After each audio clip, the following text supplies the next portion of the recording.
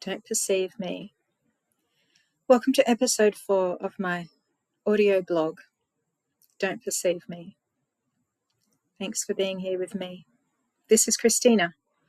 I am a late diagnosed autistic person, also with ADHD.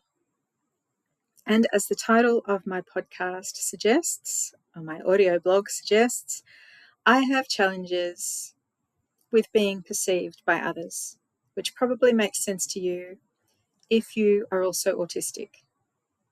This felt like a fitting name, and of course there are many other aspects of being autistic and neurodivergent that are noteworthy, that are challenging for me to come to terms with, that are different in comparison to the neurotypical population.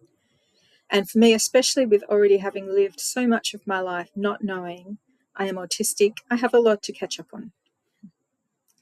Today, I am sharing on the subject of finding it really hard to leave my house. I may deviate a bit here and there from this subject, though, hopefully to related tangents. This is a genuine sharing of myself.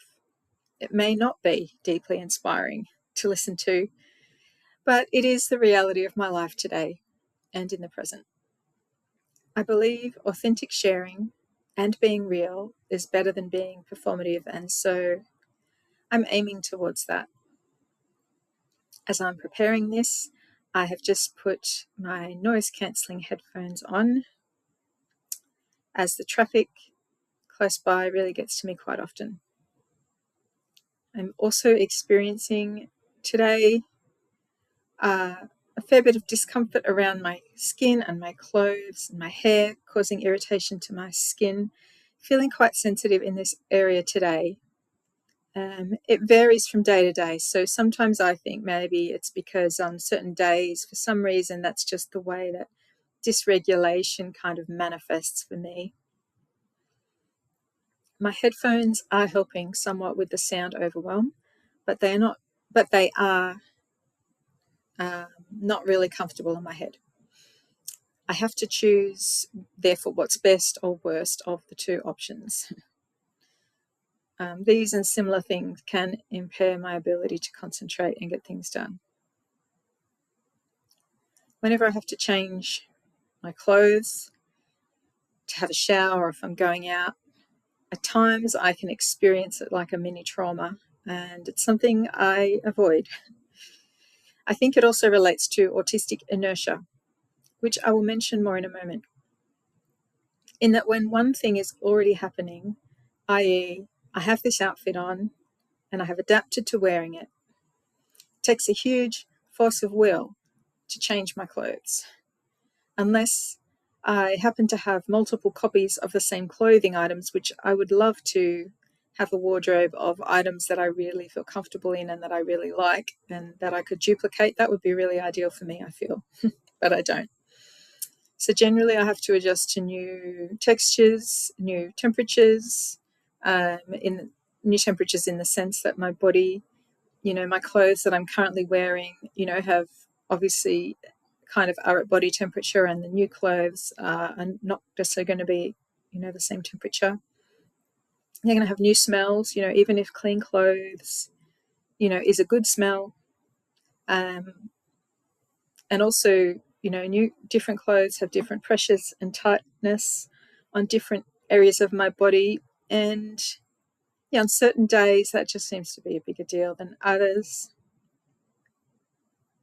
And I'll throw in that there's the executive function involved in having to think through which clothes I will choose to put on. Are they clean? Where are they? And having to turn my brain on to think about what clothes I need to wear. Again, it all sounds like something I more or less, was able to do in kindergarten. And yet it can take up so much of my brain, so much of the processing space in my brain. I do remember sensory issues also with clothes growing up, though I feel they were not always, but often minimized by others. which probably taught me to minimize and pay less attention to my own needs in that area. It probably was extra work for those around me to help me with things like clothes. And so I wish I never had to change my clothes for the most part. Find just the right clothes that have all the right sensory elements and just never have to change them. That would be such a relief. To have to keep changing requires a lot of headspace for me. I only change my clothes when I really have to keep up with some level of hygiene and so forth. So that's probably enough about clothes. For such a long time, I have found it such a big effort to leave the house at all. Sometimes it is all the steps involved before going out, changing into clothes that are suitable, arranging my hair, putting on shoes. All these things so far may sound deceptively simple. Again, things that some 5-year-olds can do. What about intelligent 50-year-olds like me? What the heck? I seem to have, among other things, extremely low executive function most of the time in the present. Before I go out, I may need to make sure I eat something or drink something. Also, I am bracing myself and preparing for the effort of facing all the sensory overwhelm outside my door, the uncontrolled environment, the many facets involved in driving. Also, once I open my front door, there may be people out there, so I need to be ready to face that, ready to camouflage, mask. Even if it is someone I know and like, there is still a distinct effort involved. I was looking into autistic inertia, which I mentioned a little bit earlier. I was looking into it recently, and actually I'll read out a definition of autistic inertia as found on the website autisticinertia.com. So I found it quite helpful. Autistic people tend to stay on one task or no task at all unless stopped or started by a major outside force or tremendous act of will. It applies both to getting started on a task or focus, as well as stopping once engaged in something. Autistic inertia can relate to a person's attention, thinking, or movement. Autistic inertia may be related to other conditions that are part of autism or often accompany it, such as anxiety, executive dysfunction, or catatonia. I also found a helpful video on autistic inertia on a podcast called Neurodiverging, with an ing at the end. And they also have their episodes on YouTube. Researching about autistic inertia and listening to the experiences of others helped me to feel less shame and guilt about this thing that is such a constant experience for me. I feel at certain times a bit like a slave to autistic inertia. I find that definition helpful, and also I find it helpful that this thing that I struggle with has a name and is a fairly common experience for autistic people. I find I experience this quite chronically at the moment. I don't know if this is more intense for me, as I think I am in a phase of burnout or semi-burnout at the moment. Movement is so slow and so much is challenging. Anyway, back to talking about challenges leaving the house. But autistic inertia is part of this, as everything is like moving through thick mud, just being more tired. And so this increases the challenge for me of leaving the house. Also for me, where I live at the present, I don't have anywhere close by that is really safe or comfortable to go and visit, where I don't have to deal with people, where my needs are understood and catered for. So there is definitely a lower incentive to leave my house, and a higher bar of motivation, I guess, required, for me to go and make the effort to go out. I do go when I have to pick up essential foods, that can't wait or get a script filled, or there's a deadline to post a letter and similar things. Also, for me personally, living virtually right on a highway at the moment, I also have to face traffic when I want to go anywhere other than a few local roads, a few local streets. And this, I also find that's a challenge for me. So this blog today is not meant to be merely a description or list of all the hard things in my life, though it feels like that's a bit like what it is. Continuing on with the challenges of leaving the house, I also have no one nearby me that understands autism in the form that I experience it. I have been very high masking in the past, and I wonder if those of us that have been extremely high masking are that way because our brains are clever and adaptive and created this way of surviving in this world, or also whether at least some of us who have been very high masking had to develop this skill out of some innate realization that we were just very, very deficient in neurotypical social relational capacities and abilities, and part of us didn't want to be found out due to fearing major rejection or just not really having any other option.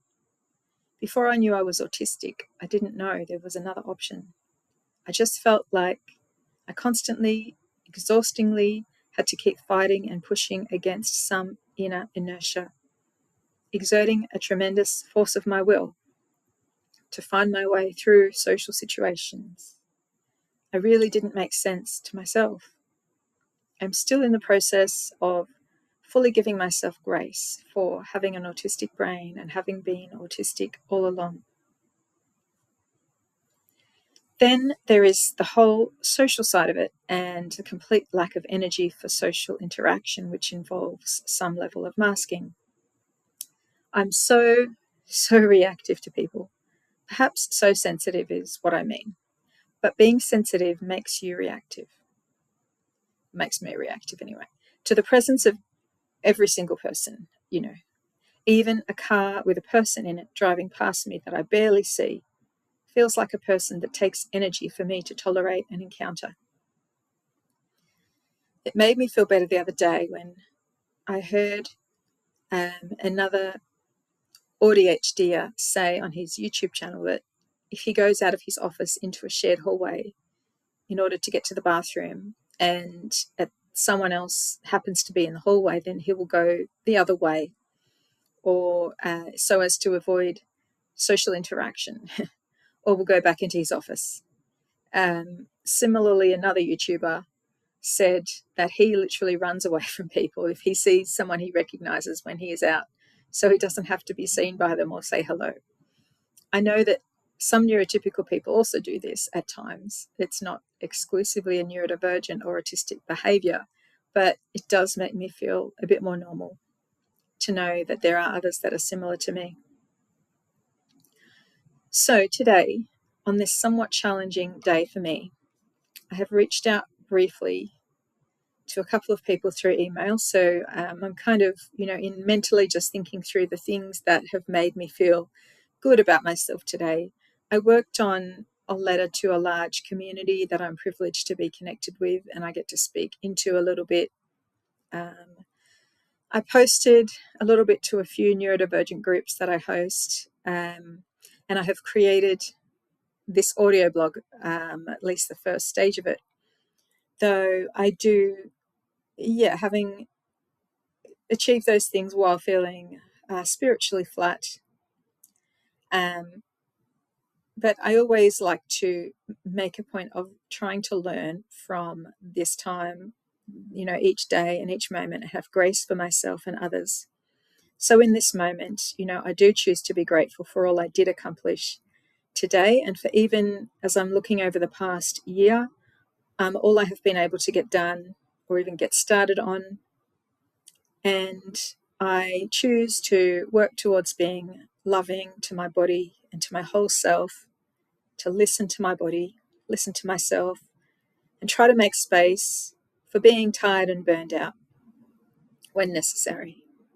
Today, I I had access to all the food I have needed and wanted, high quality food. I have relative financial stability. I have supportive therapists and doctors. I live at a time when so much information is now available and research is increasing all the time for high masking autistics. So I can understand myself and feel less alone than would have been possible probably in the past. I have access freely to the internet, which means I can connect with people digitally, online, which greatly reduces isolation for me. I also have consistent shelter and warmth, have electricity and water. I could go on. Even so, today I am looking forward shortly to the day coming to an end, and I'm grateful for the rest that does come at the end of every single day. So thanks for listening. This has been episode 4 of my audio diary blog, and I appreciate you listening and being here. God bless.